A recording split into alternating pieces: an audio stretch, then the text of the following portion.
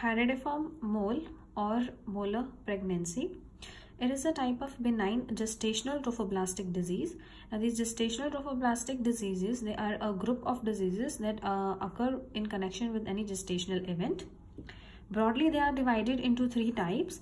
They can be benign gestational trophoblastic diseases, that includes hydatidiform mole or molar pregnancy. They can be persistent or residual mole and also choriocarcinoma. This benign molar pregnancy is further divided into complete mole or partial mole. In persistent or residual mole, we have invasive mole and placental site trophoblastic disease, and choriocarcinoma can further be metastatic and non-metastatic. Now, these two, persistent or residual moles, invade the myometrium, and in some cases when hydatidiform mole erodes the myometrium and invades it, it is also called invasive mole. Now, here are some risk factors for the development of hydatidiform mole.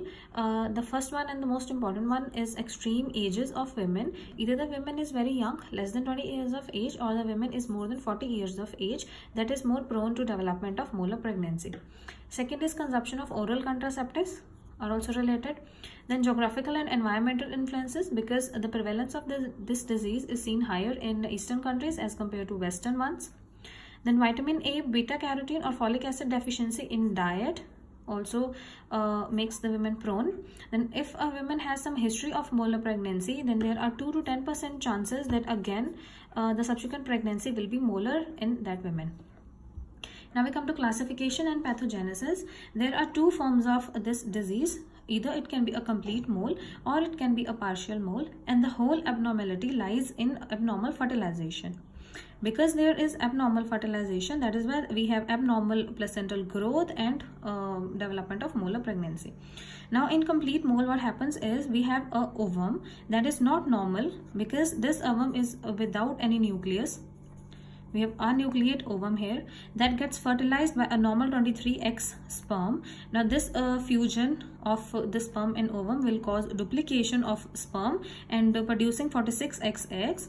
This 46XX chromosomal pattern here produced is totally of paternal origin, because the maternal ovum did not contain any nucleus, so not any genetic information was not there. So due to this abnormal fertilization, placenta formed is also abnormal. There is increased proliferation of trophoblastic cells, specifically speaking syncytial trophoblast, and syncytial trophoblast secrete beta HCG, so there will be very high levels of beta HCG. Now there will also be very high level of LH, FSH and TSH, because some of the subunits of beta HCG match with these hormones. So when we have high production of beta HCG, there will also be high production of LH, FSH and TSH. Now anatomically, complete mole resembles a bunch of grapes that are pearly white vesicles containing watery fluid.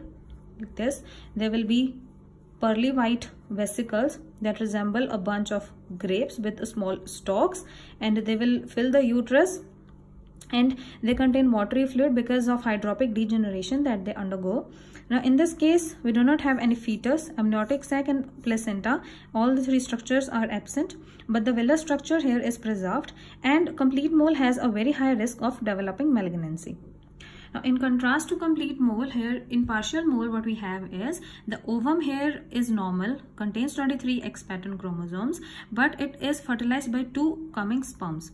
Now these sperms either carry 23X or Y, again 23X or Y, and the fusion of this sperms and ovum will produce a triploidy, that is 69XXY. 23, 23, 23 will produce 69XXY or 69XXX or 69XYY.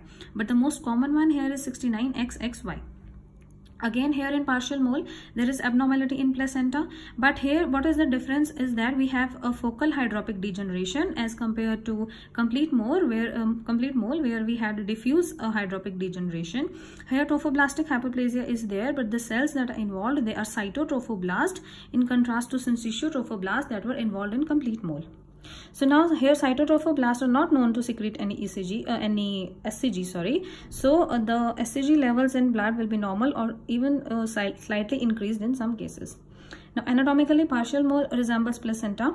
It has a very few vesicles on the maternal surface.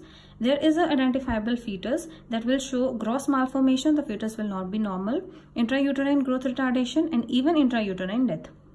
This partial molar pregnancy can also occur in twins where one fetus is developing normally and the other one is developing into molar pregnancy.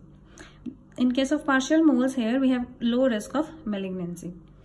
Now we come to clinical presentation. The women with complete mole will present with amenorrhea of less than 24 weeks gestation, and she will have some history of vaginal bleeding and abdominal pain. Vaginal bleeding will cause anemia.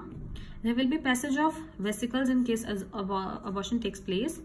The nausea, vomiting, that is a syndrome because of hyperemesis gravidarum. In some cases, pregnancy-induced hypertension can also occur. Now, as I said, we have here increased level of TSH. So, there will be increased T3 and T4 that will cause thyrotoxicosis. And due to thyrotoxicosis, here supraventricular tachycardia and dyspnea are caused. Now, in ovary, because of increased FSH and increased LH, there will be enlarged granulosa lutein cyst that will be visible. On physical examination, women will look pale and ill because of anemia, and the women can also be febrile. Uterus can be enlarged or normal or smaller. In a large percent of cases, uterus is enlarged than the gestational age in complete molar pregnancy. It can be normal, means that the height of fundus is equal to the period of gestation, or it can be smaller, that is in partial molar cases. The consistency of uterus is dough-like. External and internal ballotment is absent, of course, because there is no fetus. Even fetal heart sound is absent, and the cervix is soft as occurs in normal pregnancy. An important point to remember here is that usually this condition leads to abortion between 3rd and 6th month of pregnancy. Now, in case of partial mole, the women will present with less severe symptoms. Therefore, it is diagnosed later than complete molar pregnancy. On ultrasonography, if accidental ultrasonography finding is done, then we can find oligohydramnios, low amniotic fluid, intrauterine growth retardation or malformed fetus will be seen, and a few vesicles that are present on the maternal surface. Now, for diagnosis of this condition, first of all, serum beta HCG2 measure is very important. That will be very high in complete mole and low in partial mole because of cytotrophoblast. Now, the next we can see human placental lactogen, that is high in partial mole, but in contrast it is very low in complete mole. Ultrasound will show typical snowstorm appearance in complete mole, and also we can see bilateral lutein cyst that will, the size will be more than 6 cm because of increased FSH and LH. In partial mole, malformed fetus and also Swiss cheese appearance of intrauterine tissue can be seen on ultrasonography. Now, Doppler will show us fetal heart sound that is absent, and definitive diagnosis can be made only by pathological examination of intrauterine tissue after evacuation. Now, for the treatment of these cases, immediate suction evacuation is necessary as it is done in MTP. If women presents with sign of ongoing abortion, then we can aid the abortion process by giving IV oxytocin or even IV methergine, and then digital exploration or gentle curettage is done to see if any remnants are left or not. Blood transfusion is necessary because the woman is already anemic. In Rh negative women who are priorly unimmunized, Rh anti-D immunoglobulin can be given, and in older and multiparous women, hysterectomy is the modality of treatment. Now, follow-up is very necessary in these cases because they have high risk of development of malignancy, particularly choriocarcinoma, and the development of choriocarcinoma is always within 2 years of molar evacuation of molar pregnancy. So, for at least 2 years, these women should be followed up. There is no direct, although there is no direct any serological test that can tell us that which women will persist to malignancy and which not, but estimation of SCG levels in serum and urine can be done in cases of follow-up, and they normally become negative in 6 to 8 weeks.